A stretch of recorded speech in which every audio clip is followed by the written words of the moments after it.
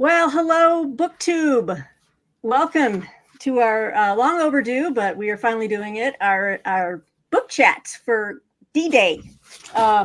D-Day, Stephen E. Ambrose, June 6th, the Climactic Battle of World War II. We might have different editions, but whoa, hang on a second. There we go. I had a little bit of a feedback there. You're always going to have technical difficulties when you first start off. But thanks, everybody, for joining us. You know, back in June marked the 80th anniversary of D-Day. For the last time this year, at least on this channel, I'll be wearing my D-Day 80th anniversary T-shirt. I was really excited that Bill and Bryan M.R. wanted to join me for this book read of Stephen Ambrose's D-Day. Just the whole month, we were kind of just, commemorating and just remembering the event. And we chose out of the many hundreds of, dare I say, thousands of books on D-Day, we chose Stephen Ambrose's to read. Were you going to say something, Bill? Nope, that's all right. Oh. No. Hello, everybody. There we go. Yeah, we're going to do a quick intro for everybody. You know me, I'm Peg at the History Shelf, and I'll kick it over to Bill. I am Bill Ruttenberg here at the Ruttenberg Library. Right.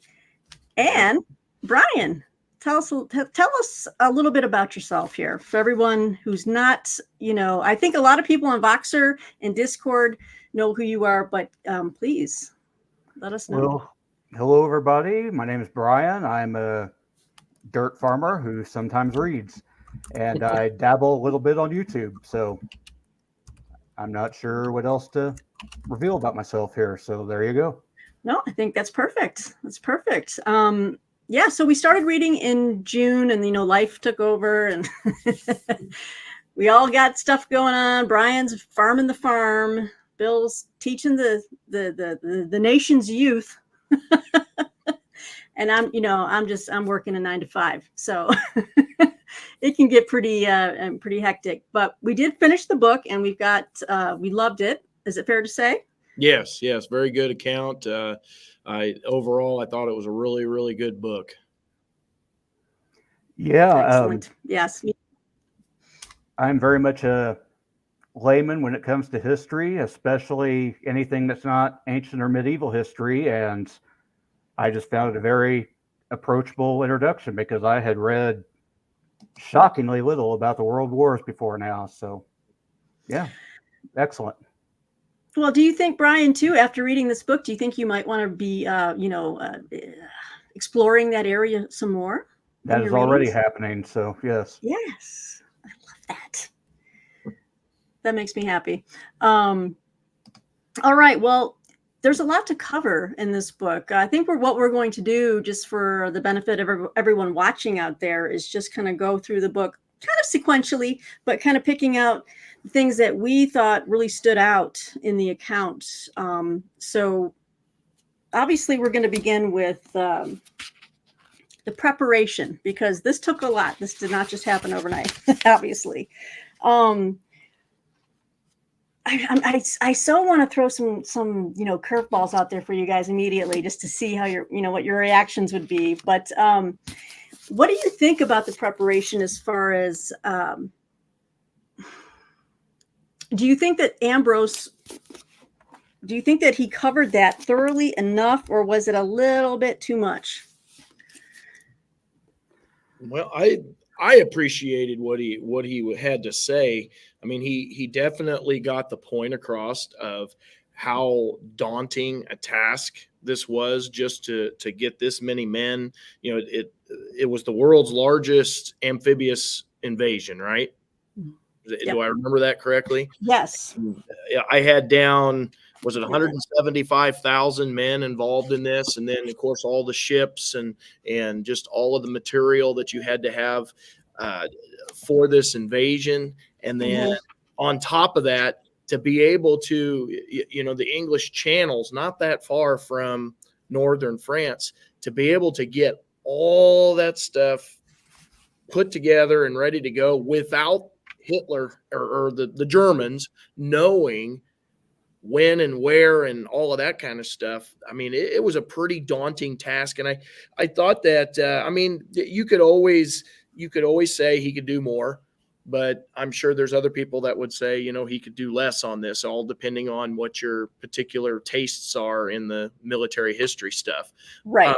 I happen to like it. I thought it was good. I thought it was just about enough. And then I like how he broke the chapters down. I really appreciated how, so if you are not familiar with this book, he breaks it down like chapter 1, the defenders, chapter 2, the attackers, chapter 3, the commanders, 4, when and where, or excuse me, where and when. He just kind of goes step by step by step, giving all points of view in this. And I thought he did a pretty darn good job of setting up the story for a layman like me. Yes. What do you think, Bryan? I would just build a little bit on what Bill said there. I largely agree. For a layman, I think Ambrose probably hit about the sweet spot, but if anything, he probably undersold what needed to be said about the preparations. It was really just a mind-blowing operation, just everything from the politics involved. A lot of these allies were people who didn't particularly like each other. Like Bill said, the material, just the research and development that went into even developing some of the technologies involved, everything just being planned out, organized, all the logistics of it, some of it literally mapped out down to the minute of who was going to be landing where and how and when, all done before the age of computers. It's just mind-blowing. And just the difficulties of an amphibious invasion to begin with. The prospects are rather grim. I think Ambrose had to reach back to Julius Caesar and William the Conqueror for major successful examples. So, yeah, the record's a bit sparse there. So, yeah, if anything, much more could probably be said about the preparations. But I think for a lay reader, I like how you hit on before computers, because in today's day and age, some of this wouldn't have been nearly as hard, because you could push a few keyboard buttons and bam, you've got statistical printouts and all of that kind of stuff. And like you said, they're doing that before computers. And that does make the task that much more daunting. So it does. And, it just hearing you guys, make these points and I started reading this book back in June, and the prologue, like that's where Ambrose talks about Julius Caesar, Bryan, like you're mentioning, and just, yes, how traditionally difficult or percentage-wise amphibious operations are usually not, smashing successes. And then on the scale of this, it just, when you look back at it, it really is mind-blowing that this happened the way it happened. Like, because what Ambrose kind of scopes out in these first few chapters between the attackers, the defenders, and the commanders is how easily this could have gone the other way. What a terrifying prospect that is, because later on in the book, much later on in the book, Ambrose, he makes the point that by far the Americans and the British and the Canadians storming the beaches, obviously they had the much harder position because there was nowhere to retreat to. So if things went south, they were pushing back. They were going to be just pushed into the sea and obliterated, Right. So, and I think you make the point well, Bryan, that I think you're right. I'm betting that the official records on the planning alone are probably, thousands and thousands of pages. At least. So I think Ambrose did a great job of summarizing as much as he could, just the vast amount of that logistical preparation. Well, and just to add to that, you've got all this stuff that you can halfway control, halfway under your control. And then, hi, Carmen, in the comments, she brought up a good point. I was going to bring it up later, but we might as well just throw it in there. She says, think about the weather. And that's something totally out of their control. And so your timetable is totally being controlled by Mother Nature, not by the Allied forces. And so I think that plays with it all the more, having those things that you just have no control over. how would you like to be that weatherman that Eisenhower was looking at? Yeah. he's like, so are we going or not? And it all comes down to this meteorologist, you know? Well, I'm just glad it's not modern day weathermen. Okay. That's all I'm going to say. That's all I'm going to say. That's all you need to say, because I know where you're coming from. You Yep. can't predict the weather within 10 minutes out here. It really is amazing. Oh, we've got a new, hi, Bookish. Thanks for joining us. That's not funny. By the way, that's not funny. Hey, go Tigers. That's what I got to say. We're above 500. Hey, real fast, we saw first place for one game. Yeah. Oh, shoot. That's so funny. All right, back to the subject at hand. Back to the subject at hand. All right. One of the things I wanted to touch on, because I'm so fascinated by this person. They talked about one of the obstacles to planning this first was the lack of landing vehicles, right? Like there was just, what do we do? How do we design a boat, or is there a boat out there that we can use that can take us into a certain amount of depth? You know, they didn't have that type of, naval craft at the time, but then here comes Andrew Jackson Higgins of New Orleans. And then all of a sudden we have the Higgins boat. And it's just like one of those inventions. It's like one of those moments, in history where an invention, one person, can just turn at the right time. Yes. And you just have to wonder. I'll hide this for Bill so he doesn't look at that Astros contract. To myself. What do you think about this Andrew Higgins? He says here on page 45, Andrew Higgins was a self-taught genius in small boat design. And boy, was he ever. And I'm still trying to find a 1-volume. If anyone's written a biography on Higgins, I really would love to learn more about this guy. And you guys have any thoughts about just the landing craft and just all there were, by the way, for the viewers out there, there's lots of acronyms in this book, but there is a helpful glossary at the back to help you with the LCTs versus the LCVs. What's the difference there? I mean, and I was in the military, so it's acronym soup. It's just what it is. It will always be that way. I think that Higgins and the Higgins boat were like a lot of technologies. When warfare comes, it's a catalyst for inventions or for innovations. And like I said, I think it was just the right person at the right place at the right time. And Eisenhower makes that quote, and I don't know if I have it here right at my fingertips, but he basically says that without Higgins, we don't win this battle. We can't get it done without Higgins. Do you guys have that quote handy? Let's see here. I know I had tabbed a bunch of different things here. I vaguely recall it, but yeah, I can't find it exactly. Yeah, he does. He makes a quote that says, "Without him, this just doesn't work."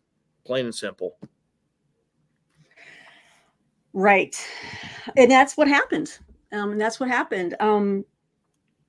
I want to say too, in the beginning, I don't know if you guys noticed in the attackers section, another thing that Ambrose calls out early on. He did at the time that he wrote this. I'm trying to remember let me see what year he wrote this. Was this? Oh, see, I have a reprint, so I don't know how old this book is. It was 94. It was 94. Okay. It came out on the was it the 50th? Is that right? Is my math right? Oh, that makes sense. Anniversary. Okay, that makes sense. I loved how totally either that or it was 93 with the intentions of 94 being the big selling year. Yeah, right. Maybe Gotcha. that was the case. Anyway, sorry. Didn't mean to interrupt. No problem. I loved how he took on he was engaging with another contemporary historian, and he was engaging with Max Hastings, which I think we're all a big fan of here. He said, let me write, he kind of called out, I've got notes everywhere from this book, that he disagreed with Hastings about, I think Hastings painted a picture of the German soldier as almost, like some type of vaunted fighter. And Ambrose just took that down to scale here. And he says, no, he goes, they weren't supermen. And the way he wrote this book, they're very human, we'll get into the Germans later, because that's a portion I would love for us to talk about. It's just about their preparation or lack of, their horrible communications and their command structure. The command structure, yes. Yeah, the command structure. It's terrible. Horrible. And we say this, I think I'm speaking for all three of us, but for everybody out on BookTube, we're saying this in acknowledging at the same time that Stephen Ambrose is very Allied geared. He's very biased towards the Americans, especially. He does appreciate the British, but very biased towards Allied side of the fight. So say that with that, acknowledging that fact.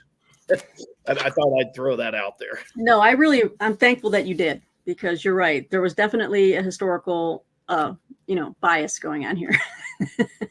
I would agree. And quite frankly, even the non-American allies get a little bit of short shift in this book, but to be honest. I agree. I think he wrote some things about the British that if you read it twice, you'd be like, ooh, that was kind of a dig. Yeah. Well, and just the emphasis. I mean, Gold, Juno, and Sword Beaches are almost tacked on as a bit of an appendix at the end. Yep. We've got a couple of comments here too.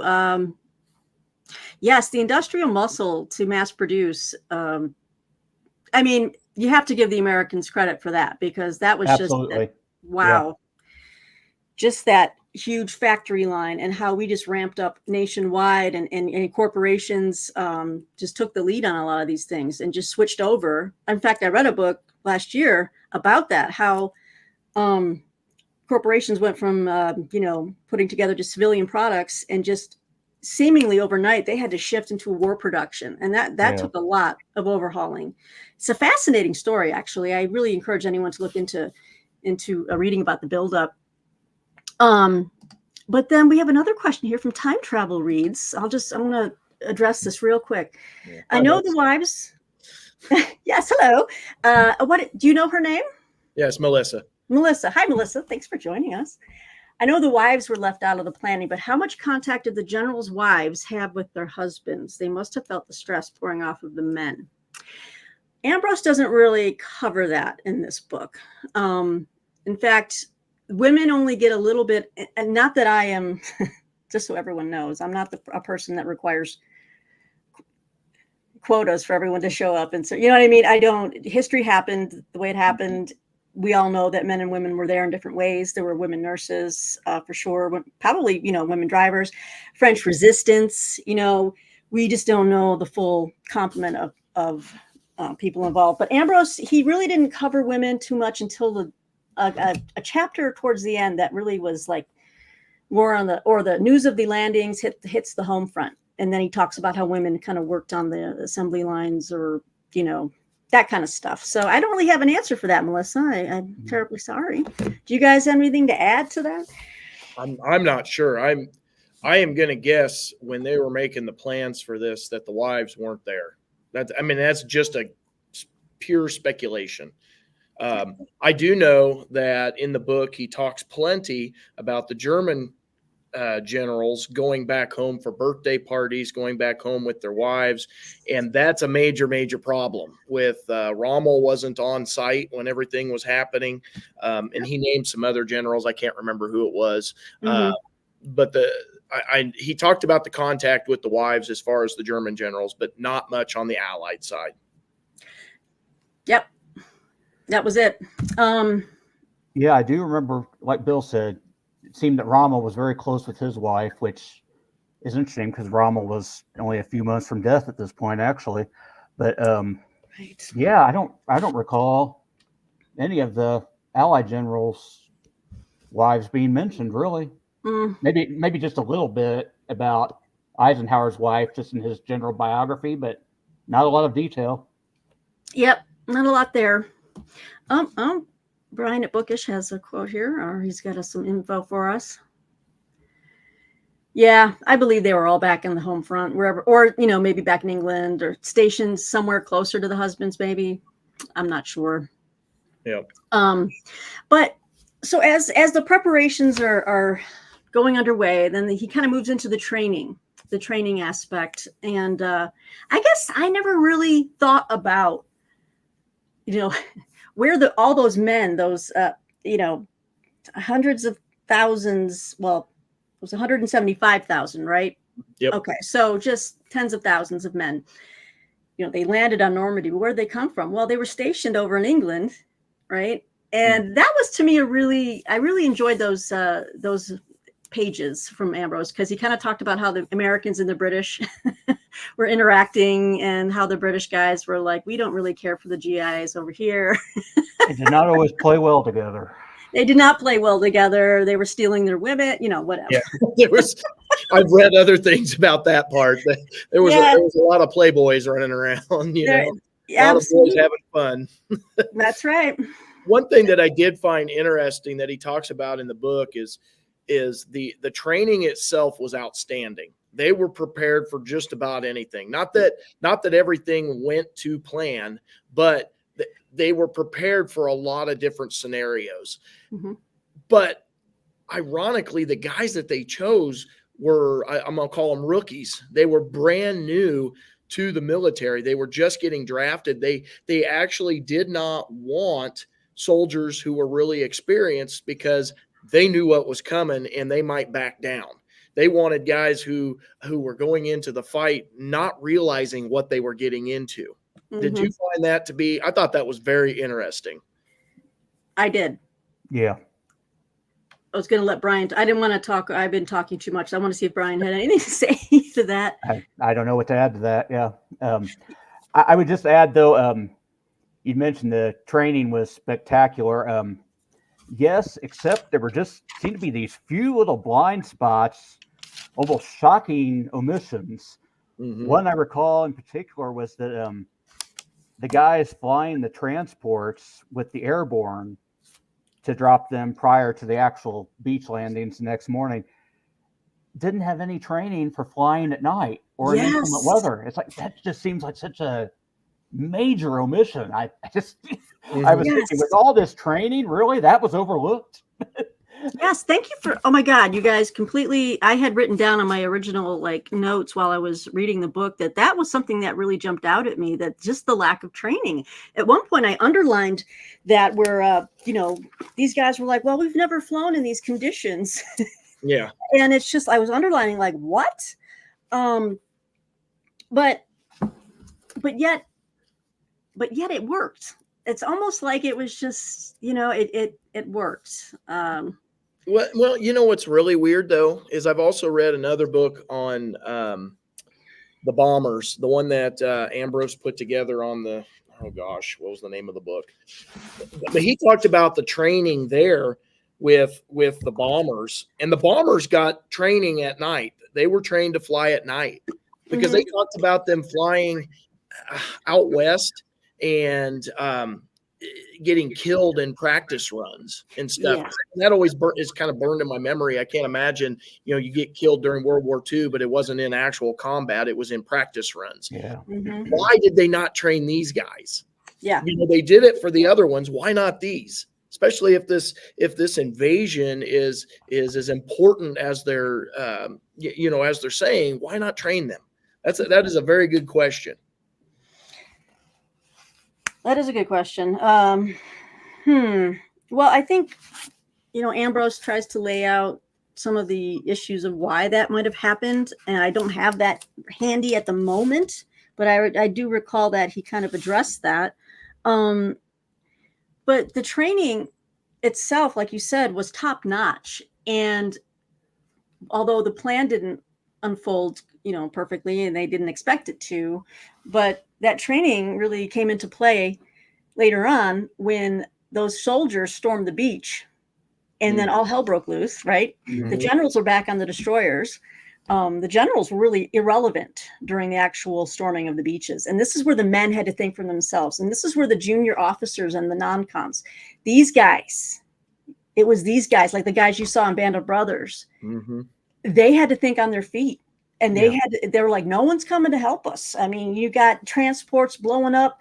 I mean, it was that scene, and we'll talk about it when we get into the beaches, but just a scene from hell. Well, and that's the big thing when we talked about those command structures.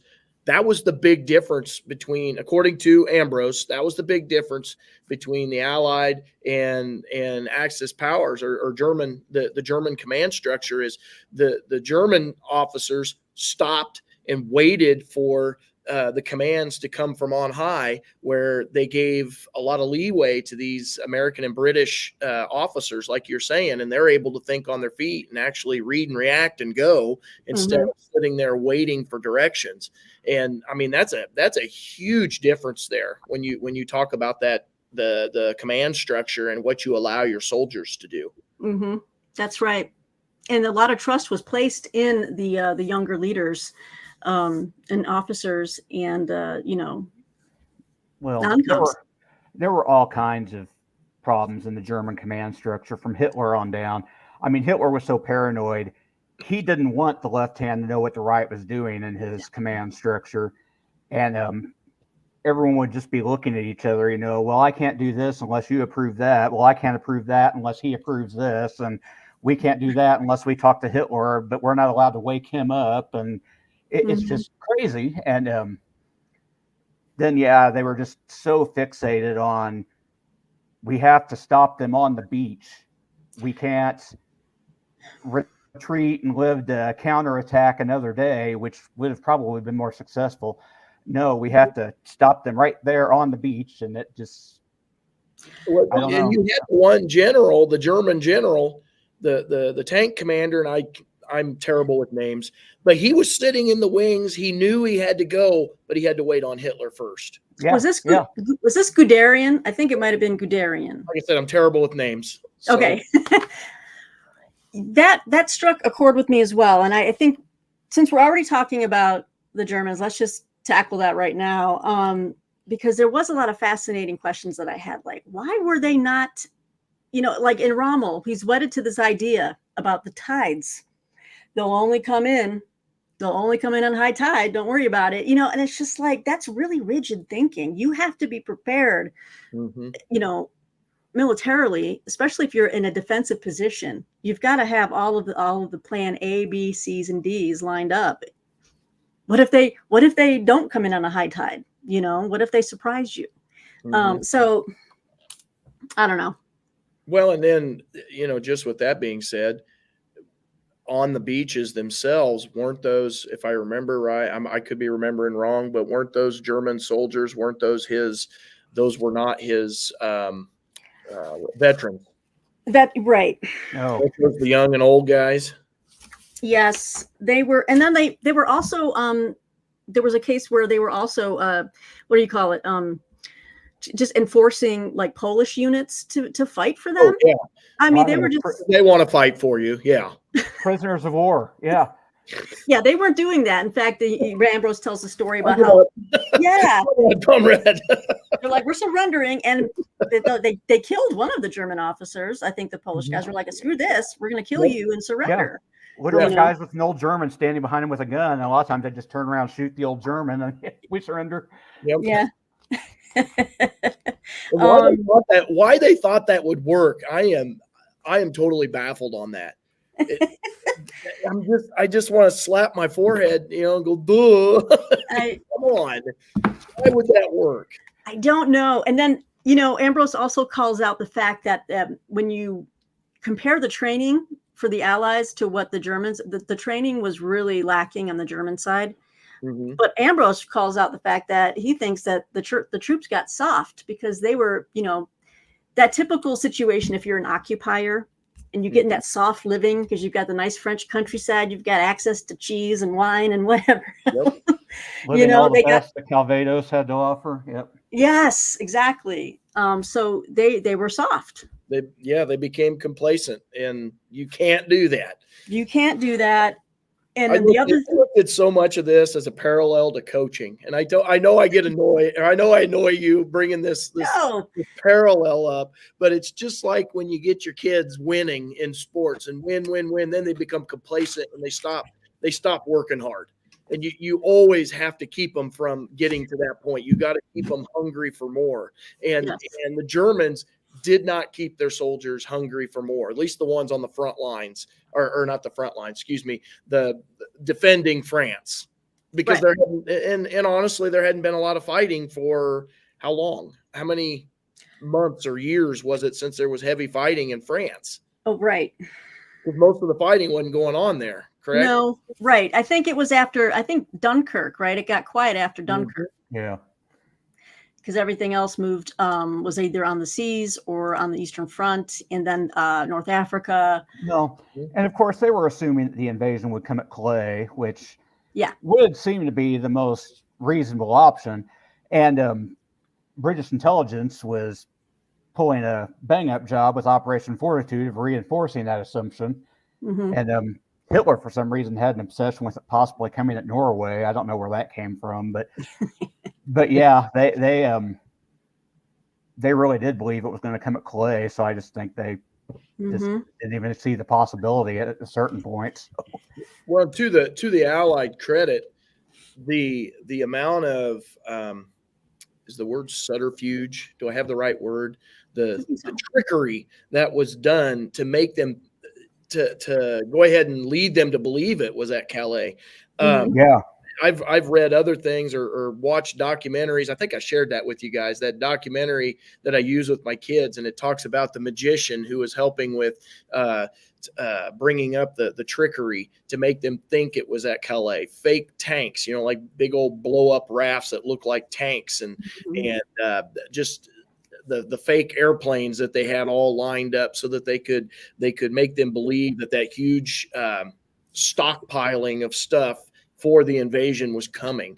I mean, that's credit to the Allied high command to be able to think about that. Let's give them the fake here, and we're going here. Right. That was Operation Fortitude. Yeah. Mm-hmm. That little head fake. That's right. Yep.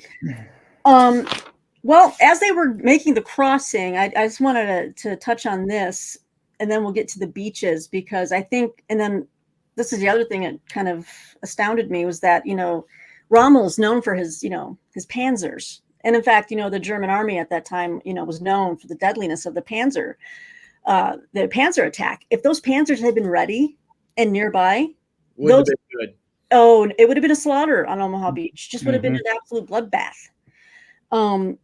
But I think it was page 116 that Hitler, he had denied Rommel command of the tanks, which was just like another ridiculous decision, which goes to show Hitler was no military man. He might have served in World War I, but he was not a good strategy, or not even strategy. What did he do in World War I? Let's talk about that just for a second. What did he do in World War I? He was a runner. He was a runner. He was not a planner. He was a runner, correct? Yeah, correct. So you could be, high command. He was very brave to do that, but because not taking anything away from that, but that's not overall planning. There's a big difference. That's right. So he should have left this to the experts.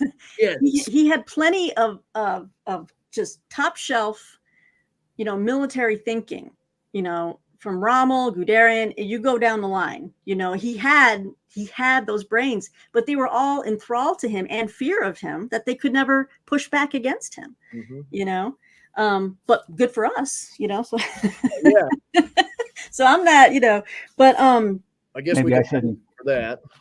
Maybe I shouldn't get into this yet, but my favorite example of Hitler's brilliance in this book was his response to news that Normandy had been invaded. It was just to launch V1s at London. It's like, how does that follow? How does that help?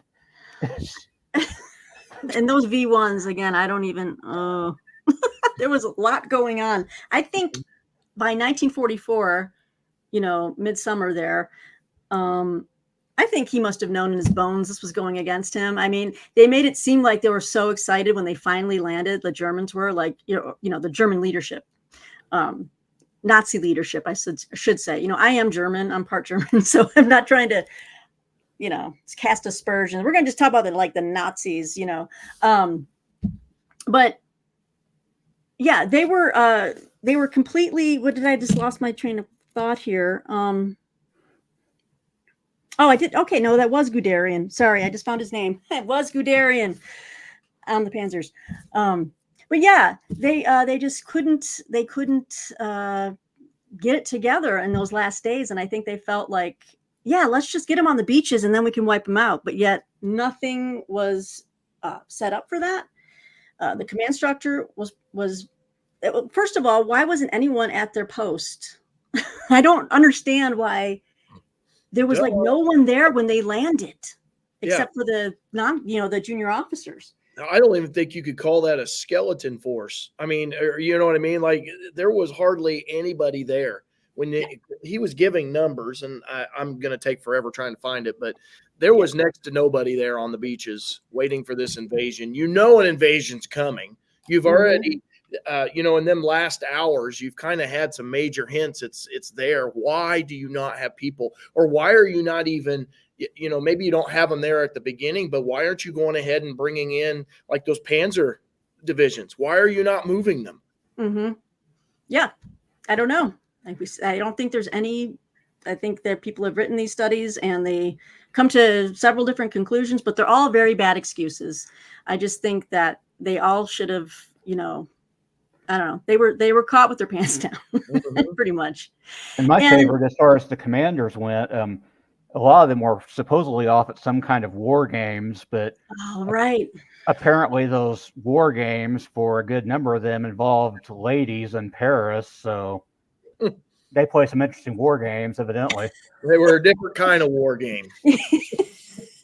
And just the irony of that, they're playing war games somewhere else when the actual war, the real big war game, is happening right there on right on the beaches.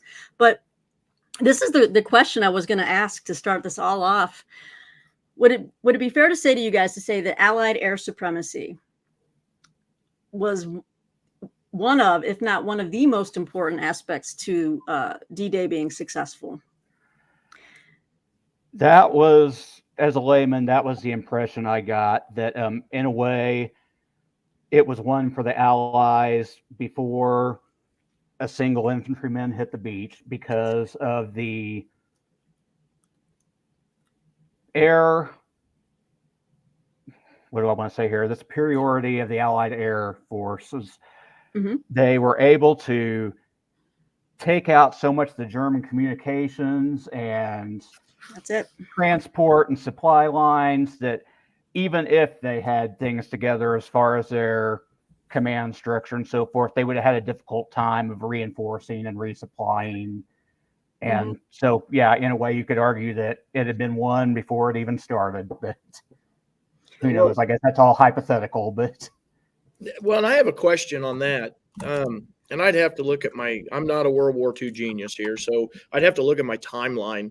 But how at what point are we in the bombing, what did you call those bombing, the bombing of the cities, fire bombing? Is that what we call it? I think that came a little later. That came for the firebombing of Dresden, I think, came later. Okay. Well, I was just wondering how many of those major industrial centers had been hit right before this to limit the amount of planes that the Germans would have had in the first place. Well, I didn't know if that had gotten hot and heavy yet, or is that later? Well, I think that was later, but what I had underlined, unless you have that handy, Brian. If you remember, Eisenhower kind of had to fight for what the Allied air forces did in France. The British were more in favor of a longer term strategy of hitting German manufacturing and fuel supplies and so forth in Germany. And Eisenhower said, no, I want to do everything we can to increase the likelihood of success of our invasion in France. And he won that battle. He literally at one point said he was going to take his ball and go home, and Yeah. he won. He won. So, and I think that probably, at least my layman's impression, is that probably made all the difference, is what the Air Forces did. I agree with you. This was in I think chapter 5 or 6, utilizing assets. He talked, and I thought this was really interesting. It might be dry to some people, but that whole strategy, Brian, wasn't it called the transportation plan? Yeah, that's right. Yeah. So, and you're right. He's like, this is how it has to work, because I think he was Eisenhower. Was Spats was he the British guy? Let's see here. Spats. The RAF guy, or the Royal Air Force. No, General Carl Spats was the U.S. 8th Air Force. Okay. And then Air Chief Marshal Sir Arthur Harris of the RAF Bomber Command. Okay, so those guys were wedded to the theory that bombers by themselves could win the war. But Eisenhower, yes. Okay, this is what you were talking about, Brian, that Eisenhower believed that the only way to bring about a German surrender was to overrun Germany on the ground, and that to do so required, first of all, a successful overlord. And that's the overall campaign. That's what it was called. And they further believed that only air superiority made overlord feasible, which is true, because you can't just go and bomb without getting the infantry. You know, boots on the ground during this war was critical. So, like, I thought it was interesting that Eisenhower also had to talk to his own guys on the Air Force side. Like Spats believed that it was enough, that it would be easy to get ashore and stay ashore. And Eisenhower did not. He's like, once we get ashore, then that's the next phase, right, of Overlord, which was Neptune, which was the push to get the beachhead, right, to get that secured. But back to air superiority, I'm gonna just read this one quick quote, because this is what kind of solidified it for me. Overall, except at Utah Beach, the contributions made by the Allied Air Forces on D-Day could not be characterized as critical. But here's the catcher: because they had accomplished the critical mission in April and May of 1944. Yeah. So that was it. That's what they had done. By all those, the bombardment from the air made it so that they had isolated the battlefield. Okay, and then they made it difficult to impossible for German trucks and tanks to move by day, and they had driven the Luftwaffe out of the skies of France, right? And what is astounding to me, the Allies put 3,467 heavy bombers, 1,645 medium bombers, and 5,409 fighters into the air on D-Day. Not one plane was shot down by the Luftwaffe. But the flak batteries had a better, they shot down 113. Yeah. But the Luftwaffe was just, they were not there. They were just a non-player. So I think that was also another factor in the Germans. You know, I just think by this point, I'm saying it again, I think by this point that it was already written in the stars that they were not going to win this war.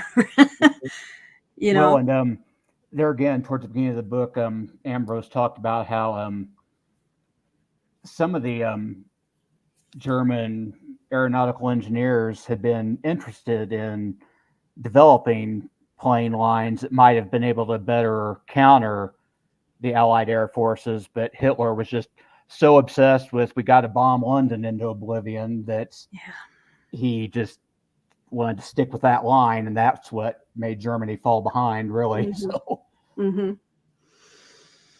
Wow. So yeah, the Air Force and air supremacy was key, and I thought that was something that really stood out to me. And I was in the Air Force. Woo, go Air!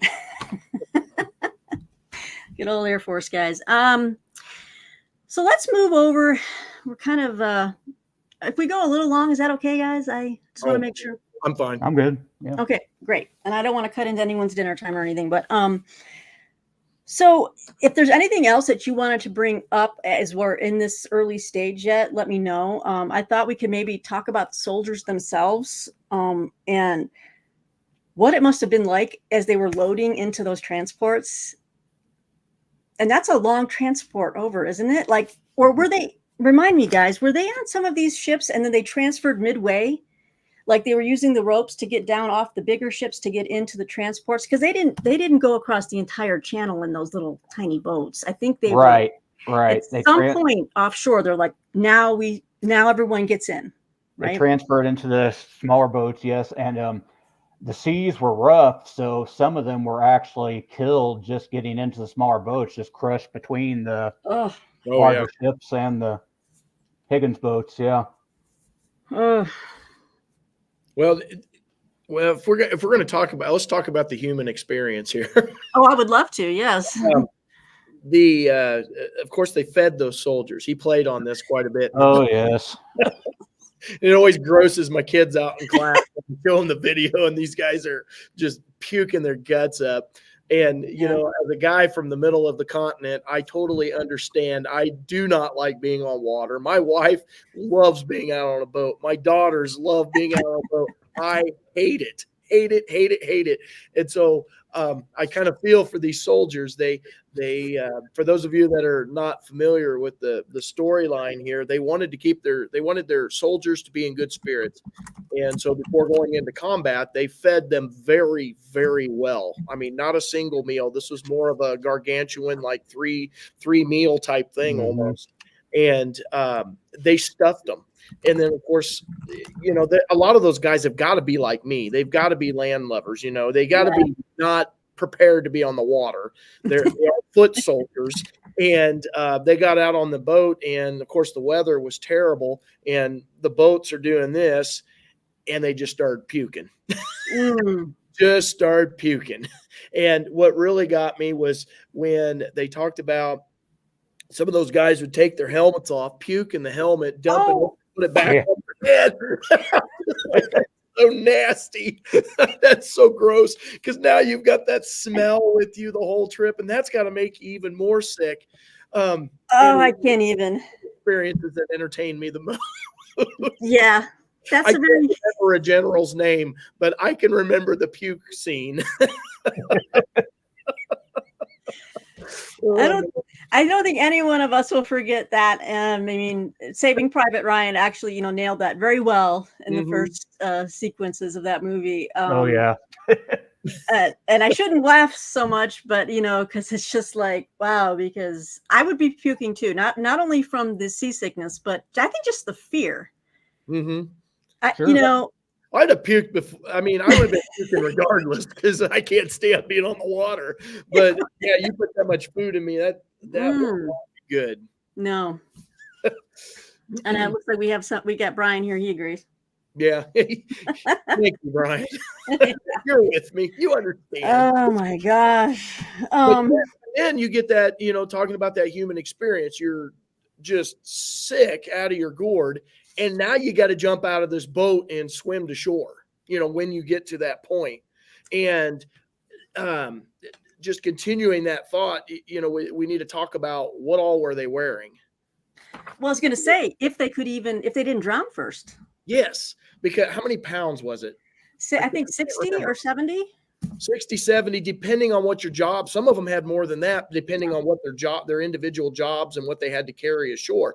And the sad part is a lot of that stuff was worthless. And of course, they don't realize it till after the fact, but a lot of it was worthless and they didn't need it. So you got these guys jumping overboard because when the Higgins boats, when the deal would drop, the machine guns were just mowing them down. So they started jumping over the sides of the boat to prevent that. Yeah. And the weight just dragged them down. Yep. Something Saving Private Ryan also got very well. And just a note on that movie is just what I thought was interesting about that. Not only the whole movie was, you know, well, the battle sequence on the landing was insane. That, I mean, I still get chills every time I watch the beginning of Saving Private Ryan. It's just, you know, but they said at the time of that movie came out, the last survivors, or the guys who were still alive, who they let them see this movie, and they said, yep, that was pretty much what it was like, but maybe 10 times worse or something like that. But they said that was the best depiction they had seen in Best a Hollywood type movie. Mm. Yeah, While we're in this neighborhood, that is one thing that really disturbed me as far as the planning went, is that some of these guys, you know, they're 120, 130 pounds, marching on these beaches that are so heavily fortified, carrying 100 plus pounds in some cases.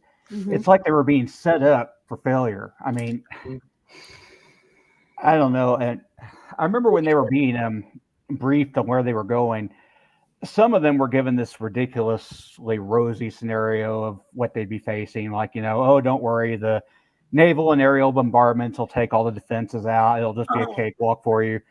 But then there was one guy that gave them the opposite, that said, well, you're probably going to be killed, but as long as you get your gear ashore, it's all good, because the following waves can just step over your bodies and they'll have the stuff. And I was thinking, oh, did he say the quiet part out loud or something? But it turns out that's kind of what happened on some of the sectors of Omaha. So I don't know. That's just. Well, a lot of those, wasn't that part of what the planes were supposed to do? They were supposed to take out those bunkers and everything. Was that the planes? That was the idea, but and then they held off, and oh gosh, they I'm trying to remember how that went. They didn't hit the bunkers, needless to say. Well, some of it timing was just off. They they were a little bit late, and then they didn't want to take the chance of hitting their infantry guys. So they ended up flying a little further inland before they dropped their bombs, so it didn't hit the bunkers. Right. And in some cases, they were hitting the bunkers, but the Germans were just too darn good at engineering fortifications. German engineering, wouldn't you know? And so yeah, the aerial bombardment on the day wasn't as effective as hoped. But. Right. Well, how about those airborne guys too? I forgot completely to talk about the paratroopers who came in on the early morning hours of June 6th.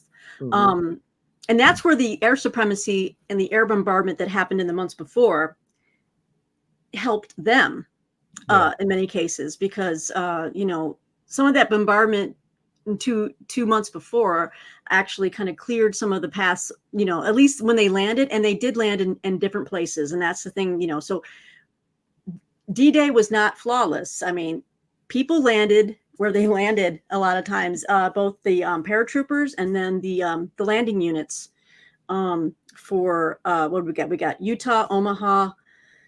That was the American sector, right? And then I think it was like Gold, Juno, Sword was the UK. Canadian, British, yep. So the American units, there was some mix-ups for sure. But I think overall, and by the way, the naval destroyers, they kind of made up at different times. They did come in clutch at points. They saved the day at Omaha. Yeah. Yes, they did. So we got to hand it out to the naval destroyers and the Navy as well for that. Well, I just want to mention one thing before I move into the beaches themselves and how the men actually were able to take those beaches. I thought this was very moving when he was talking about the loading in the loading chapter 9. He's talking about the soldiers. He says, not many of them were there by choice. Only a few of them had a patriotic passion that they would speak about. But nearly all of them would rather have died than let down their buddies or look the coward in front of their bunkmates. Of all the things that the long training period accomplished, and he's referring to all the training that we've just read about, this sense of group solidarity was the most important. And I come back to that because that is what ultimately I think kept them pushing up those beaches. When it was chaos, they had no communications with their, the guys back on the ships. They didn't know.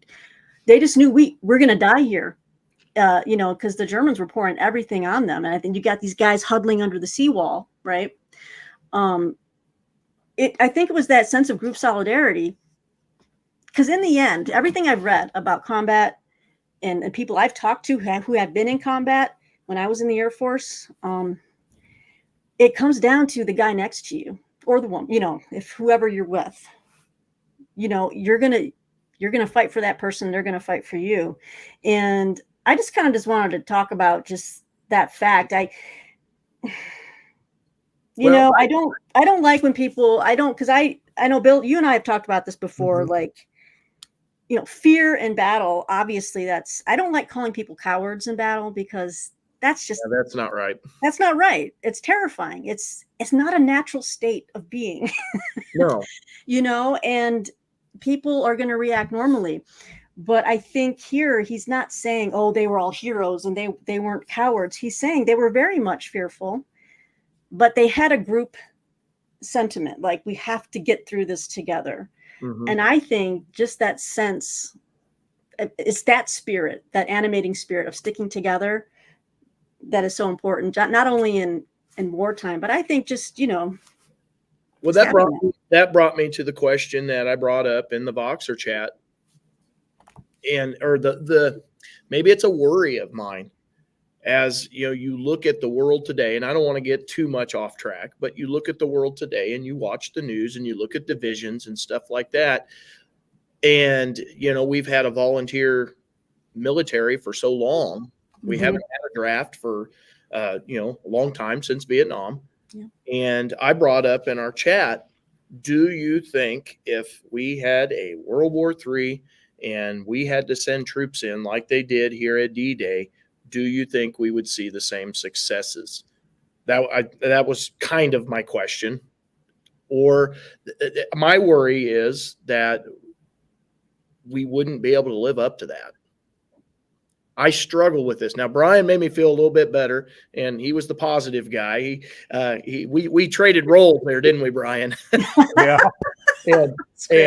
I was kind of just, the morning I read that, I internalized that a lot, and I was just real kind of, it stuck with me for the whole day, and I was worried about that. Could we do what those guys did, what the greatest generation did?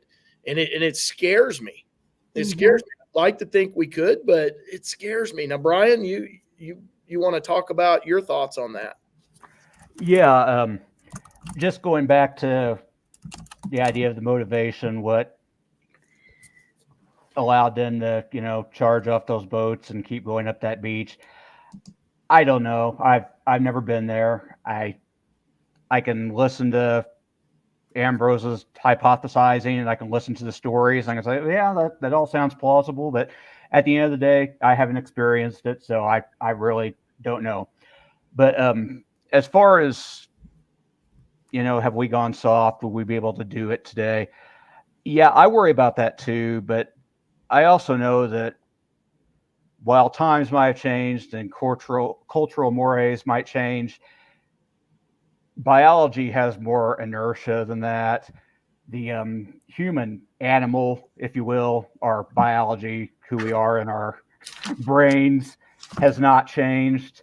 So I tend to think that faced with a circumstance where we had to rise to the occasion, we could do it again. So call me an optimist. So you know what? I love it. I like hearing both those angles, and then I'm going to take the middle road on that, because I thought I was going to more align with you on this, Bill. I mean, I am, but then I thought about it, and I'm like, well, if I'm thinking of culture at large, no, hell no. We would lose in World War II. But I'm thinking more of okay, what I'm trying to say is the people who actually want and join the military, who are, are happy to do that and to serve. I think there's something there that, there's some mettle, METTLE, right? Something that tells me that I think, we do have well-trained, I'm going to say well-supplied. There's been a lot of cutbacks, on military defense. Our Navy is very anemic. The number of ships we have is very alarming. It's alarmingly low. But anyway, I don't want to get into all that. but I think there's an element that will fight and will fight hard. But then I think there's another element that, just doesn't have any interest anymore in defending certain principles. Now, Right. I know that's going to be controversial, and some people disagree very strongly, but we all have an opinion, and that's just my opinion. Brian's got a good point there in the chat. I'm tempted to ask what principles would you be referring to, but perhaps it'd be best not to go there. Brian, you've got a good point, and prior to World War II, those parents were probably calling those kids soft, just like I did it the other day at the football field. I'm like, you bunch of weenies, come on. You guys have got soft. What we did back in my day, yeah, I guess that's a very good point. That's really right. If you're not seeing the chat, he said important to remember that. Let me put this up. Yep. Oh, sorry. So, I got it. Yeah, and so that's a great point, because I guess we are subject to doing that to the kids, right? And then Carmen has a good point here. Will we have the leadership? That's true too. I mean, you have to think about, it's not just soldiers; it's the whole command structure, it's the whole hierarchy of the military. Mm-hmm. But I guess what I'm trying to say is, yes, I won't go there because we don't need to get into politics or anything like that. But I have noticed this, and thanks for mentioning this, Brian, because as I get older, like, this is a new experience for me, getting older. I thought I'd be 25, 30 forever. And now I'm hitting that age where it's like, you're right. I'm thinking things. I'm like, oh, this is what happens to every generation as it ages out. Like, I'm reacting to things just like my parents and my grandparents did. I'm the grumpy old man. Yes. So I do feel that. I'm like, well, I guess I'm hitting that age where I'm just like, damn, kids don't respect tradition anymore. Do you know what I mean? And there's a part of me that just goes, oh my God. But that's where I'm at. I just think that's maybe just a natural, it's just looking back at life. The things I believed when I was 20, I'm embarrassed. I'm like, I didn't know jack about life, but I sure enough went out and told everyone that I knew everything about life, and they're doing everything wrong. Right. And we're seeing it now. And I just think this will be the way it will be forever. That's all. We all go through these motions, right? Generational thing. Yep. Generational thing. Yep. You're a fan of the guy. Put a thing out here for the people who are leaving comments. I'm too dumb to figure this out on how to comment back. So I do apologize. And I'm afraid if I try to figure it out, I'm going to mess it up. So if you leave a comment for towards something I said, I'm probably not answering back in the comments because of that. I'm afraid I'm gonna mess up the comment thing. No, I don't think you are. You're also in the same studio with me, Bill, right? Do you have that little? But it says join the chat, and then it says get connected, and I'm afraid if I can, I'll try it. Here we go. You can just type in something. I think you can do it. And I'm trying to put up everyone's points and thanks everyone for joining. I'm glad you showed up, even though we're going to go over a little over, because we're just going to try to make sure we contain everything. We capture, I should say, everything. Melissa says, I think I was a grumpy old lady as a teenager. I can sympathize with that. But maybe not the lady part, but the rest of it. Oh, and hymns are beautiful. Look at you. I am a gay conservative, a rarity. America is the least beacon, or the last beacon of hope. Let's hope you meant to say the last beacon. There you go, Bill. Okay, you're in there. I think hymns are beautiful had something for you up in the. Yeah, that's why I said it. And the DC trip or something. Yeah, that's it. You're gonna go on it. Is that what you had said? You're gonna love that trip. Mm-hmm. That was absolutely one of the best things I did. I'd never done that. I took 18 kids to DC, and I knew it was the right thing to do when we're sitting in front of the Lincoln Memorial in the evening and the thing's lit up and you got the Washington Monument in the background, and we're looking up, and he turns around. One of my students turns around and says, you can see all these pictures in a book. but it isn't anything compared to just standing here looking at it. And I was like, yes. Yeah. So anyway, you're going to like that trip. Yeah. And then we got Bryan throwing in a little spiciness. I love it. Yes. There's sketchy dudes everywhere, I would suppose, in any military. There were sketchy dudes, Bryan, when I was in the Air Force. And I stayed as far away from them as I could. But there's a lot of good people too. I'm going to tell you that much.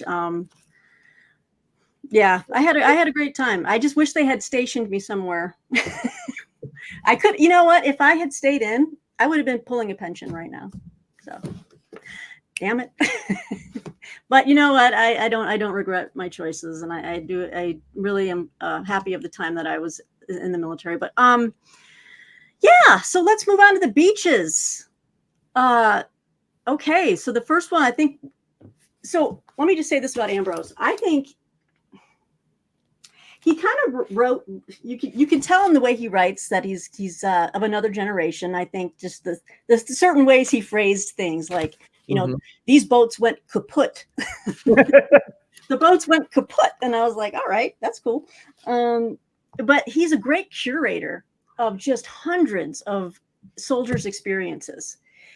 It's almost as if you took out all of the quotes from the soldiers themselves and like their experiences, the actual like written material that Ambrose did would probably be at least a third shorter of the book.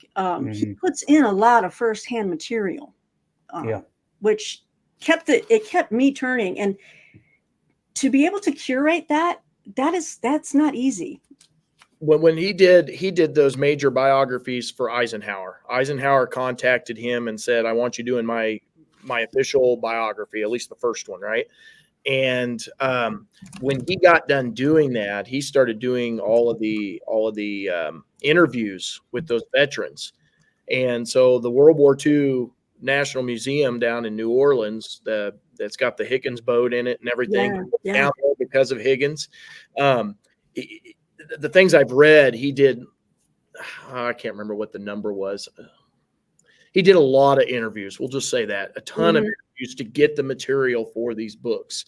And I think it's absolutely awesome how much work he put in, and others, not just him, but and others, in getting those accounts before those veterans passed. Yes. I mean, what a contribution to just the historiography that we have this now. He nailed that oral history and he got it down. So I just want to say the reading, when you read this book, it flows. I mean, it's just personal experience after personal experience. But what did anything stand out to you guys? Or yeah, I was sitting here digging through because I knew I wrote it down. So the beaches, when they, you always see, you always hear about the mines that were laid. And if you're not familiar with the numbers here, Rommel had 6.5 million mines on the beaches. And he had plans. His ultimate goal was to get 11 million mines. And that's just daunting. Think about the chances that you're going to get blown up. And then what were the metal? Oh gosh, what were those called? They had a certain name. You're right, but you see in all the pictures, they're like like cross island ties. Come in. Yep. And he had those, and then they had of course the machine guns and stuff up on the cliffs, and you got crossfire going with them. Your chances of survival. I will give Rommel credit for the material that Hitler allowed him to get, which wasn't what he wanted. He wanted more, but for what he had, he did put up quite the daunting, what would you call that? Just to get past it. It was the Atlantic Wall, right? The initial the Atlantic Wall itself. Yep. Yeah. So, I mean, a pretty daunting task. I agree. Do you have anything on that, Bryan, or any other things that stood out to you just as far as the landings go any stories? The mines, the machine guns. I should. Go ahead. I would say just the variation in experience at the different beaches, like Utah and Gold were relatively easy, as much as you can call such a thing easy, and Omaha, of course, was a nightmare. And Juneau, as far as the initial landing, was a nightmare, but it differed from Omaha in that once they were off the beach, there weren't the steep bluffs to have to deal with. So, oh yeah, the bluffs. but the casualties at Juneau were actually quite high, and then you had the Sword, which was kind of somewhere between Utah and Omaha in casualties. So, yeah, it was really quite a variation between where you landed. So. Yeah, it really was. And then the other thing and I just remembered this because I thought I couldn't believe this.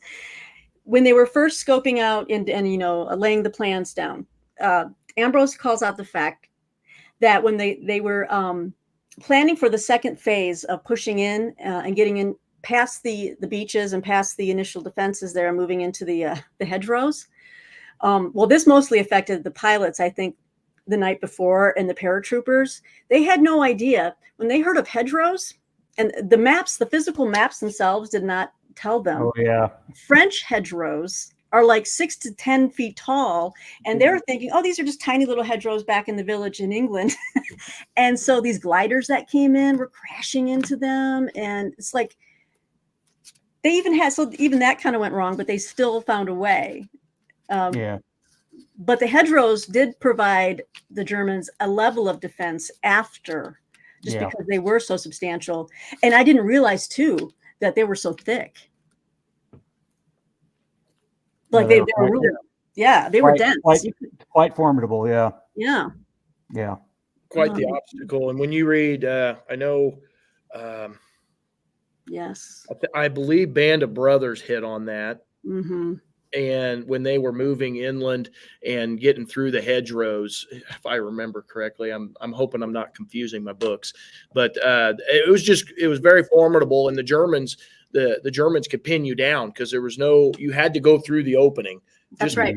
How big these things were. You had to go through, as a soldier, you had to go through that opening, and they had crossfire with the machine guns all set up and aimed at you. And it was not a pleasant experience. No.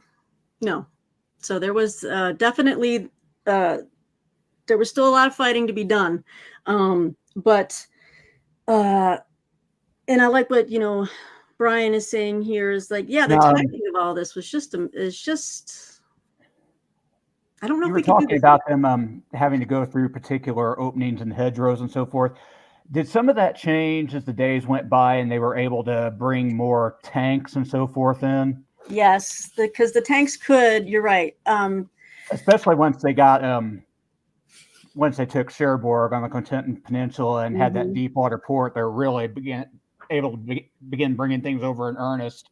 I would think that really helped things out as far as being able to fight in the hedgerows and so forth. But well, just speaking of the landings in general with the tanks, not to get off topic, but we were talking about in our chat all of the different types of tanks and all the specialty tanks. Yeah.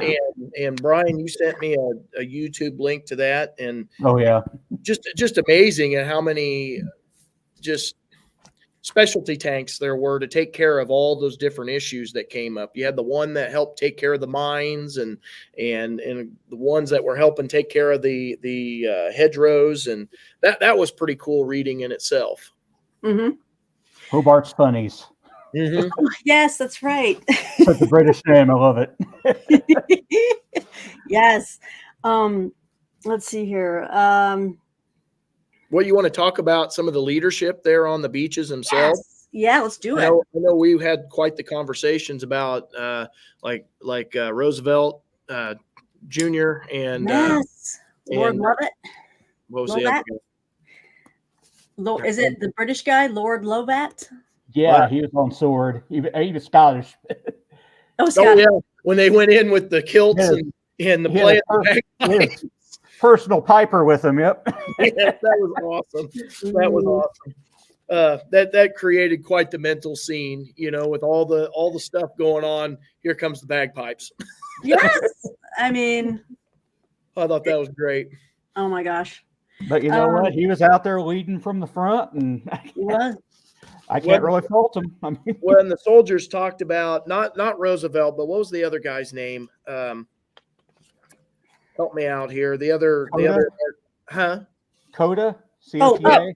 Yes, Coda. He's standing, and he's standing up in the middle. All these guys are all hunched down, trying not to get shot. And here he is, standing up, spouting off all this stuff. We got to go. And they talked about it was just a miracle that he never got hit. Why didn't he get hit with a bullet? I don't know. Bill and Brian, and all the readings I've done in my life on military history, I'm always astounded by that. The men who could just sit there calmly from like American Revolution, Civil War, and on. There's so many stories of guys just, cannonballs blasting, taking off the head of someone next to them, and they're just sitting there. Yeah. How do you just physically not have like when I see lightning? Okay, I'm a wuss. When I see lightning, I sometimes, and if it's close, I scream like a little girl. How do you just not want to just have that visceral animal reaction of get down, but these guys, I don't know how they train themselves to just show no fear, but it certainly helps, help their men. But yeah, I have it here with Coda. It was the chapter on the 116th Regiment at Omaha. And that chapter was aptly named. It's called Visitors to Hell. Mm-hmm. And can we talk about that? Just the fact that once some of these initial regiments, I think it was the 16th Regiment and then the 116th Regiment. It's hard to keep them straight sometimes, but because Ambrose, he kind of goes back and forth. Oh, and I'd love to talk about this. We've talked about this in the Voxer, you guys. The reading experience is wild because the book is so detailed, and it's almost 600 pages. So you're reading about the storming of the beach. So when you get to the next chapter, you think, okay, we're into the afternoon now. No, we're not. It's like the time. It's like you start reading this book, you're in a time warp. And the opposite. Yeah, the time is creeping by like seconds or hours. And he kind of did an interesting thing with the structure. He took care of Omaha in multiple passes. He kind of worked his way from I guess it would be the west end of Omaha down to the east end in several passes. He, I guess the 116th landed more down there at the west end, and they Dog and easy sectors. Mm-hmm. And the 16th ended more down towards the other end of the easy sectors and the Fox sectors. And he kind of took that first pass up until the naval bombardments began about mid-morning. Then he goes back down to the west end again, and takes us up to mid-afternoon, another pass down from west to east. And so, yeah, that's why it kind of felt like time was dragging. But well, and it must have dragged for them. Yeah. Well, you were talking, the title of the chapter, Visitors to Hell. Yeah. And it gets into the nitty gritty here, and it talks about the let me find it here, the Bedford, Virginia group that went in. Company A, yep. 96% dead. Or casualties. I don't know that they all died, but casualties, 96% casualty rate. And I did find that book. I can't remember if I told you in the Voxer. I did have that at home. It was called The Bedford Boys, One American Town's Ultimate D-Day Sacrifice by Alex Kershaw. Yes. TV sometime soon. Mm-hmm. It talks all about that group. Can you imagine going into battle and 96% casualty rate? Yeah. How can you be positive about that? No. No. I can't. And I also had issues with like how some of these boats, and I think it was on the far western, I was showing you guys the map on the screen because these It maps, was down there.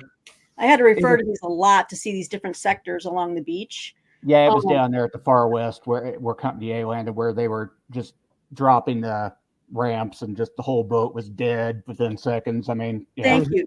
Yeah, that's exactly what I was going to mention.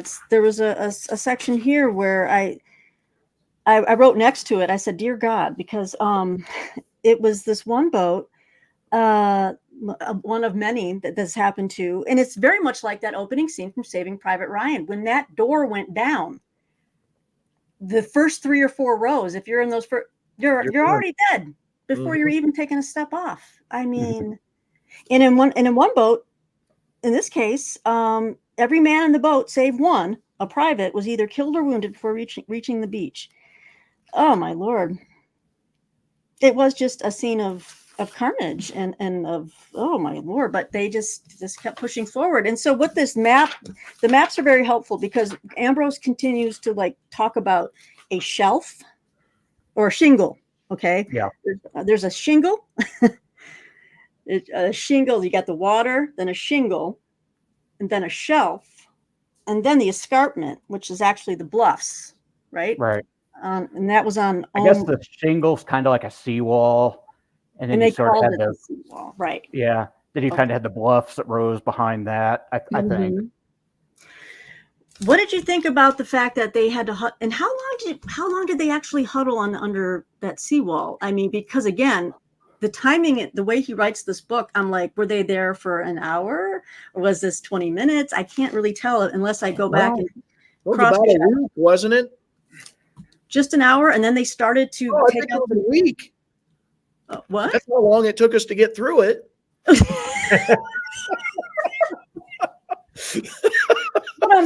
Sorry, my bad. No, that's good. That's good. Well, I mean, it depends. I mean, some of them were huddling there for hours, but we talked about some of those NCOs and junior officers, and in some cases, even just random privates. Said, hey, no one's coming to save us. We got to keep moving to live. And they started trying to plot a course up those bluffs just on their own initiative. So some of them got out of there fairly quickly. So. And you know what that reminded me of, you guys? I don't think I put this in box, or maybe I did. I don't think I did. That push by those regiments, when they realized, a lot of the landing crafts were disabled or on fire in the water on the beach. I mean, the exits hadn't been cleared yet, but they needed to get those exit cleared to start getting some of those tanks in and get some support. But those guys who decided to climb that bluff reminded me of the Battle of Missionary Ridge in the Civil War. Oh, yeah. out in Tennessee. It's like one of my favorite stories of just. Oh, I love that too. Yeah. Isn't that a great story? Like Grant's watching. This is his first time watching these guys. I think these guys were under another hero of mine. It was a Brigadier General George Thomas, who was a Virginian, but he's the Rock of Chickamauga, baby. He stayed loyal to the Union, and he was a fantastic general. A lot of people consider him on the same level as Grant, and that Grant probably knew it, so he's a little bit jealous of Thomas. And I love. You're probably gonna hate me, but I might like Thomas even more than Grant. You know what? I could see it. But yeah, they were supposed to, and of course, let me put this real quick. This is a little bit of Civil War stuff. The Confederate general was General Bragg, who is not. Bragg had problems. His troops didn't like him. The only guy who liked him was Jefferson Davis, the president. That's right. Rock of Chickamauga, baby. But yeah, they started to make an initial assault on Missionary Ridge that Grant ordered. They made it. And then the guys were all there together. Again, we go back to group solidarity. And they just said, we're going to keep going. They just kept going. With no orders. And it was just this esprit de corps. And they just routed these guys. So it kind of reminded me of that a little bit, like these guys just said, well, F it, we're going up.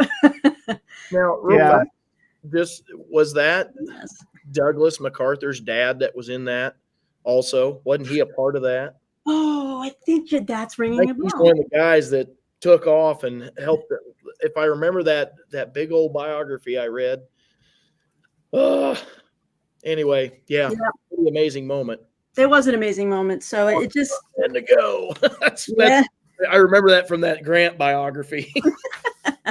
He's like, who gave them orders to keep going? And they're like, no one. They're just going up by themselves. And he's like, all right. Probably good that they were successful. Well, yes, yes. Hey, Easily, get back to the easily book. one of my Go ahead. easily in one of my top 5 Civil War moments I want to see if I could. Yeah. Mhm. Absolutely. Yes. Back to the book, though. I'm sorry for that segue, but it did remind me of that. Talking about bravery right there on the beaches. How about the chaplains? Yeah. Yeah. Going around giving last rites or being with the soldiers in their, their last moments, no weapons on them, walking there was a big segment. I'm not confusing books, correct? There was a big segment on that. Was there? Okay, I think there was. I think maybe it was in the section. There's a couple paragraphs, but yeah. I thought that was pretty amazing. And the medics, yes, because it was the same section as the medics. Yes, it was the same section. The medics did. And I've read stories about, the medics. You're not supposed to fire at the medic. And the Germans were firing at the medics. I know. Yeah. And instead of hiding, they said, no, we're going to go do our job. That's right. Even though we don't have a weapon to fire back, we're going to go do our job. And to me, you talk about the ultimate bravery, the ultimate putting your life on the line and sacrificing yourself for somebody else. I thought that was a pretty awesome moment. I agree. Those medics, they yeah, they're heroes for sure. They were doing no killing. They were just saving. They were just trying to save life. So that was definitely a moment that kind of rung out. So let's see here. We're pushing through on the beaches. Utah was a fight, but Omaha was the worst, definitely for the Americans. Is there anything else that we kind of wanted to touch on as we move forward? He made an interest, and this is where he uses that. He uses the word kaput again. It says Omaha Beach was one of the few battlegrounds in history in which the greater danger lay to the rear. Obviously, Yeah. In any case, the landing craft ashore were kaput. Those offshore were jammed with men and vehicles. And then I also really loved, this was in chapter 23, they talked about Omar Bradley, another General Bradley. I've always liked General Bradley. He was one of those guys that could stand up to Patton. Yeah. And actually talk sense into him sometimes. But Bradley's command, and this kind of goes to the other thing where this was a battle that the generals were not involved in. I mentioned that in the beginning of this live stream, but they were irrelevant to the battle once it was unfolding. It was, again, just the people onshore, the non-coms, the junior officers kind of leading the way. And that just the fact that they had it just took forever to try to communicate back to the generals on ship, and that it says here on page 436 that from the general's point of view, they didn't know what was going on there. They could only see from a distance. It looked like disaster was looming. Yeah. And a disaster they could do nothing about. So again, it came down to just the lowly guys on the beach, the enlisted, and that is just a nightmare to me, trying to imagine myself in their position. These guys are under my command and I'm watching, and just, it's out of my hands. I can't do anything to help them. And I can't imagine being in that position. Yep.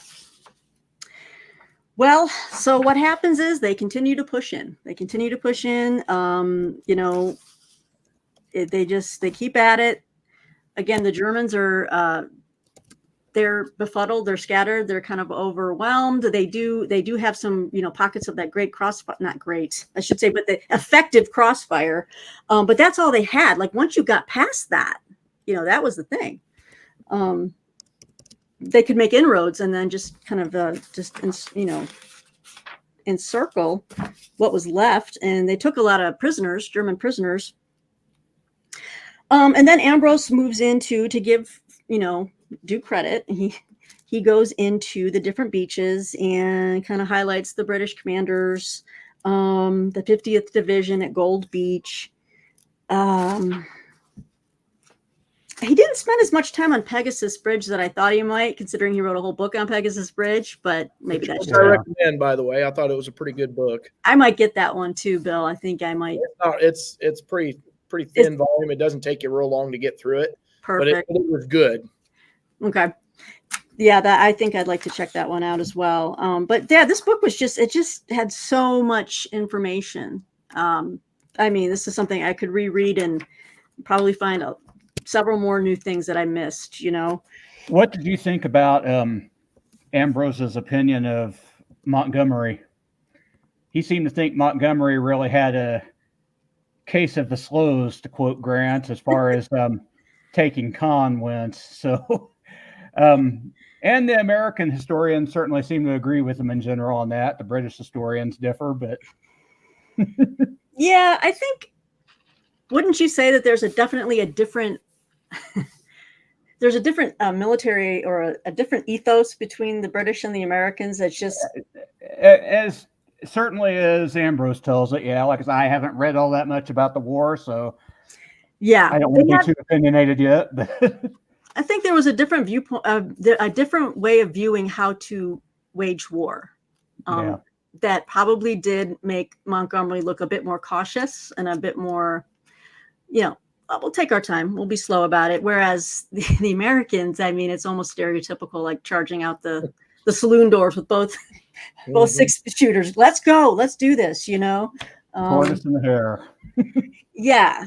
Whether that, you know, because that type of aggression can also, that aggressive nature can also, you know, if it's not channeled correctly, can be, you know, a downfall. So it's not always good to be overly aggressive. There's time for caution and there's time for, you know, moving quickly.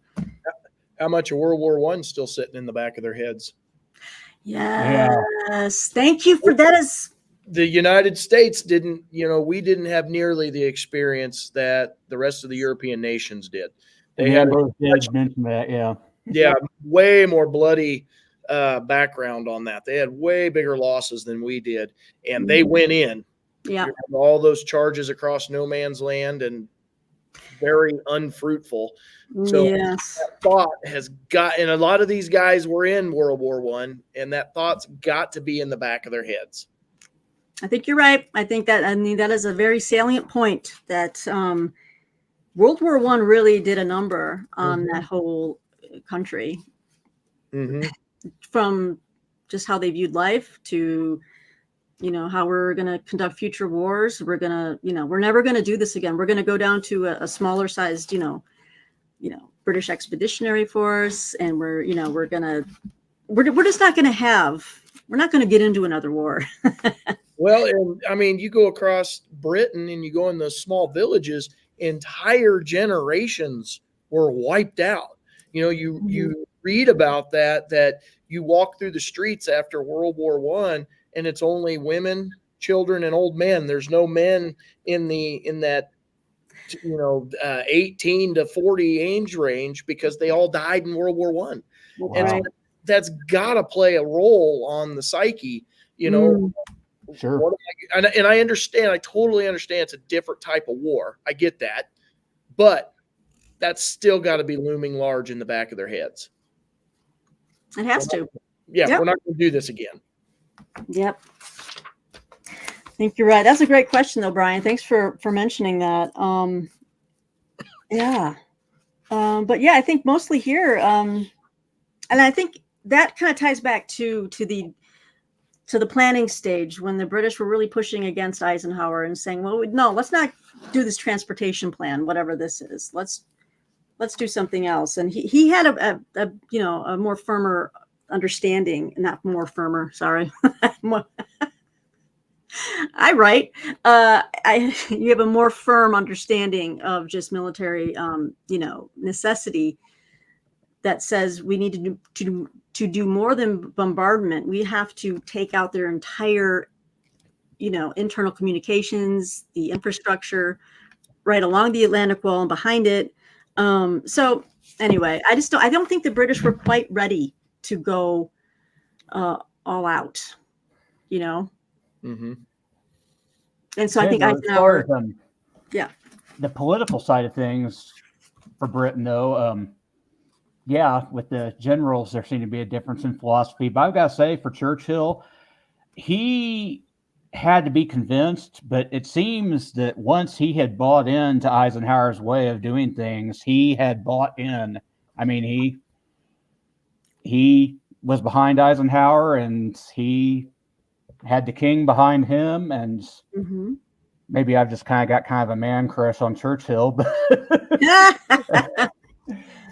but yeah, I really got the impression that Churchill was very much in Eisenhower's corner on the political side of things, at least. Mm-hmm. So. Yes. Well, I mean, as we're, I think we've kind of covered, the assaults on the beach. We don't really need to go into maybe Gold, Sword, or Juno, but those were interesting sections as well. I think what's really stood out to me is in the end is as we probably want to wrap up soon for everybody, but unless you guys have a lot more to talk about, I don't know. Well, my wife is telling me to get stuff for chili tonight, so I knew it. It's time for dinner. So, that sounds good. I'll be right over. In the last chapter is entitled "When Can Their Glory Fade? The End of the Day."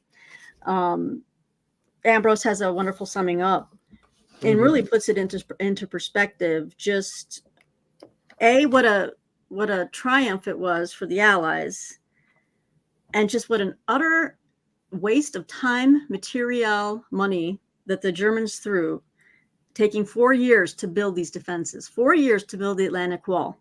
Yeah. And then he says here at Utah Beach, the Atlantic Wall held up the U.S. 4th Division for less than 1 hour. Mm-hmm. That's horrible. At Omaha, it had held up the U.S. 29th and 1st Divisions for less than 1 day.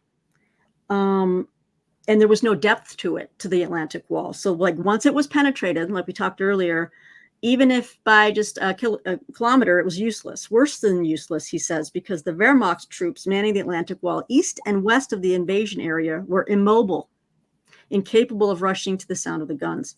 And then he says the Atlantic Wall must therefore be regarded as one of the greatest blunders in military history. Mm-hmm. So there you have it. Yeah, it cost a lot to break that wall from the perspective of individual humans, but yeah, from the long game of history, it didn't last long, no. So yeah, that's true. His on page 579, I kind of marked this one out.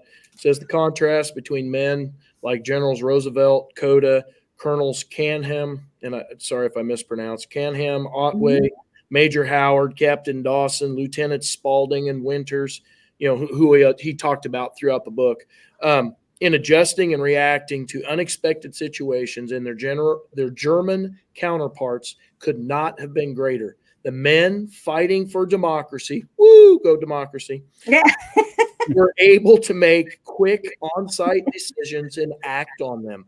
The men fighting for totalitarian regime were not, except for Colonel Height. Is it Height? I don't know. Height, and a captain here and a lieutenant there.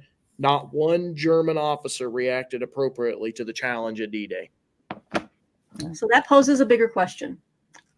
Are armies, are military forces of democracies more effective, better fighters, or whatever, than those under totalitarianism? Because you are told under a totalitarian or authoritarian system or whatever, the whole Nazi regime, you're fearing the leader, you're not thinking for yourself. Whereas, do you think there's something to be said for a democratic society that the type of fighters we produce?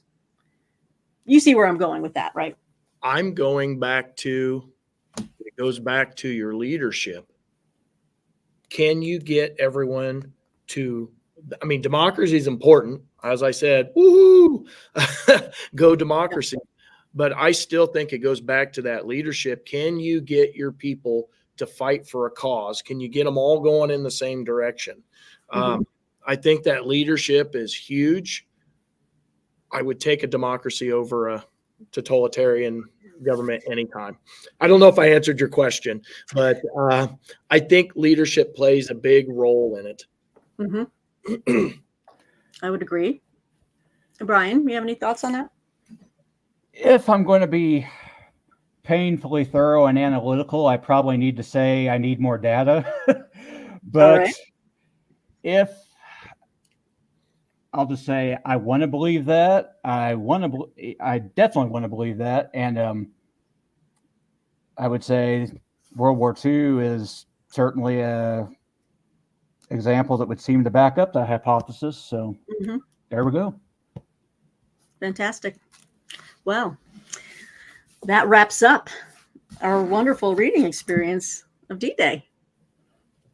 So I just want to thank my co-hosts here, Bill Ruttenberg from the Ruttenberg Library, Bryan M.R. We're so thrilled that you joined us for this. And now that you've done this once, Bryan, I know we're going to get you back on a live stream again. Oh, I hope so. Appreciate you having me, and I had fun. So that's fantastic. Yeah, this was great. Thank you, Peg, for hosting. We appreciate that, and I absolutely love this setup. I mean, we've been, how long is this thing? Oh, hour 40 minutes. I know. Been sitting here for 5. And I know. I could just talk with you guys for so much longer. We should do this more often. Yes, we definitely need to do it more often. Yes. Thanks to all the participants in the chat too. So yes, thank you all. Thank you all for coming. We know it's a smaller group, but we really appreciate your interest in this topic and just listening to us chat about it and gab, because it really was a fantastic read. I bought a bunch more books on D-Day that I can't wait to just start to chip away at throughout the year and just continue to learn more about it. But this was a great experience. So thanks, guys, for helping support my, June month of D-Day remembrance and the buddy read. And, you're great. My pleasure. What? Thank you for including us. We appreciate it. Yeah. Of course. All right. Well, and you guys just stay on real quick. So I'll just wrap it up for everyone out there. Thanks, BookTube. Thank you, everybody. And hope you enjoy maybe watching the replay later if anyone wants to. Take care, everybody. Bye-bye. Bye.